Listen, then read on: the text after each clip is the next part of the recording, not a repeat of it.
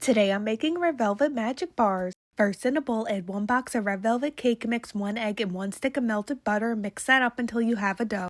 Next, have a lined 9x9 pan and add the red velvet dough into the pan and press that in. Next, I chopped up 1 cup of Oreos and I'm going to add that on top. Next, sprinkle a half a cup of Valentine's Day M&Ms. Then sprinkle some Valentine's Day sprinkles on top. Next, add 1 14-ounce can of sweetened condensed milk.